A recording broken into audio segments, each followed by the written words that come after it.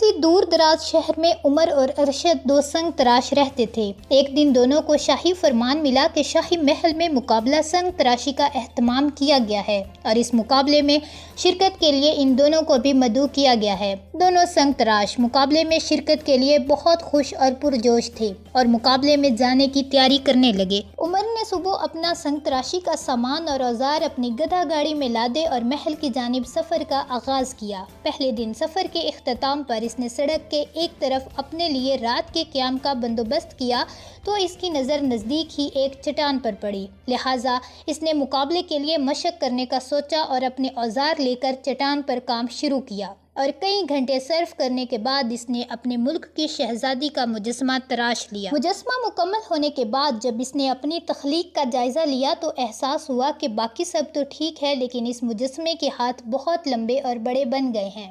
اپنی غلطی عمر نے اپنے ذہن میں بٹھا لی اور باقی کا مجسمہ اچھا بنانے پر خود کو شاباش دیتا ہوا سونے چلا گیا۔ اگلے دن عمر نے اپنا سفر دوبارہ شروع کیا اور اپنا مشقی مجسمہ وہیں چھوڑ کے آگے بڑھ گیا۔ اس بار اس کے ہاتھ تو ٹھیک بن گئے لیکن ٹانگیں تھوڑی چھوٹی بنی۔ عمر نے اپنی یہ غلطی بھی دھیان میں رکھی کہ کس طرح اگلی بار وہ اس کو بہتر بنا سکتا ہے۔ اسی طرح ہر رات عمر ایک مجسمہ بناتا اور اس میں موجود غلطی کو نوٹ کر لیتا اور اگلی بار اس کو دور کرنے کی کوشش کرتا۔ بالآخر ایک دن عمر مقابلے میں شرکت کے لیے محل پہنچ گیا۔ اپنے پورے سفر میں اس نے 7 مجسمے بنا کر مشق کی تھی اور ہر مجسمہ پہلے سے زیادہ بہتر تھا اور مقابلے والے دن عمر نے ایک شاندار مجسمہ بنایا اور مقابلہ جیت گیا۔ اسے گولڈن ہیمر ایوارڈ دیا گیا اور یہ ایوارڈ اس شہزادی نے خود اپنے ہاتھوں سے عمر کو دیا جس کا مجسمہ اس نے بنایا تھا۔ دوسرے سنگ تراش کی کہانی کہ اس کے ساتھ کیا ہوا۔ دعوت نامہ ملنے کے بعد ارشد نے بھی مقابلہ میں شرکت کے لیے تیاری شروع کی اور اپنے سفر کا آغاز کیا۔ پہلے دن اپنے سفر کے اختتام پر ارشد نے بھی ایک چٹان کو مجسمہ کی مشق کے لیے منتخب کیا۔ پہلا مجسمہ بنانے کے بعد اسے احساس ہوا کہ اس کی ٹانگیں بہت لمبی بن گئی ہیں۔ ارشد کو اپنی غلطی پر بہت غصہ آیا اور اگلی صبح اپنا سفر دوبارہ شروع کرنے سے پہلے اس نے مجسمہ اپنی گھوڑا گاڑی میں لاد لیا کہ آرام سے بعد میں وہ اس کا تفصیلی جائزہ لے گا اور اپنی غلطی سدھارے گا۔ اس طرح دوسرے دن کے اختتام پر پھر ارشد نے دوسرا مشقی مجسمہ بنایا اور اس بار وہ شہزادی کا تاج بنانا بھول گیا۔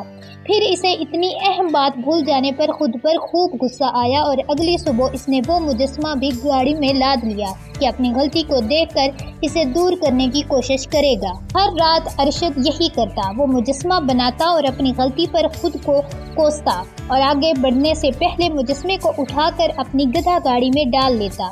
7ویں روز ارشد جلدی اٹھا تاکہ آخری دن سفر کا آغاز جلدی سے جلدی کر سکے، لیکن جب اس نے اپنے گھوڑے کو آگے بڑھانے کی کوشش کی تو گاڑی ٹس سے مس نہ ہوئی۔ ارشد اتر کر نیچے آیا اور دیکھا کہ گاڑی میں مجسمہ پڑا ہوا ہے اور گاڑی اس قدر بھاری ہو چکی ہے کہ گھوڑا اب اسے کھینچ نہیں پا رہا۔ ارشد نے تمام مجسمے نیچے اتارے اور انتہائی غور و فکر سے ایک ایک مجسمے میں اپنی غلطی کو دیکھنے لگا۔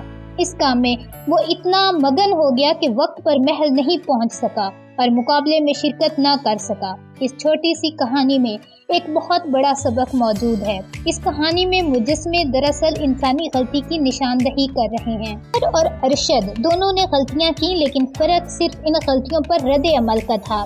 عمر نے غلطیاں کی اور انہیں اپنے دماغ میں بٹھا لیا اور اگلی بار انہیں دور کرنے کی کوشش کی۔